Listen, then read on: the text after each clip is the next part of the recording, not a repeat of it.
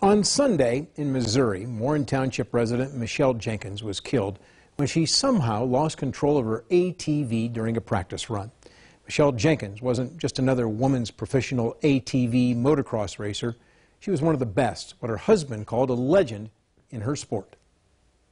Once she showed up with number 5, she owned that. This afternoon in the garage behind his Warren Township home, Brian Jenkins showed me the ATV he built for his wife Michelle, on which this year she planned to win the Women's ATV Motocross National Championship. As far as the women go, you know, I would rank her top 5 in the world.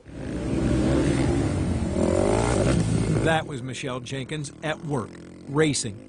She was a graduate of Matthews High School, but didn't start racing until 2007, 7 years after meeting Brian, who was into motorcycles. And so I said, let's not get dirt bikes, so we have to worry about knee injuries, hip injuries, legs. Let's get four-wheelers. This video, in slow motion, shows the competitiveness and fearlessness that was Michelle Jenkins. She was a 5-time national champion in her age group, and she was 47. Off the track, though? Everybody else, you know, would tell me, you know, her voice, her laugh, how kind she was, how she helped people. On Sunday in Missouri, she was practicing for the first race of the season. Brian normally would have been with her, but he'd just started a new job and couldn't leave.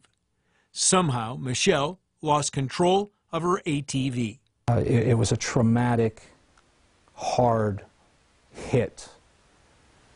And it knocked Michelle out and left her unresponsive. Brian Jenkins maintained his composure throughout the interview until we talked about the legacy his wife left behind in her sport. She's a legend. Absolutely.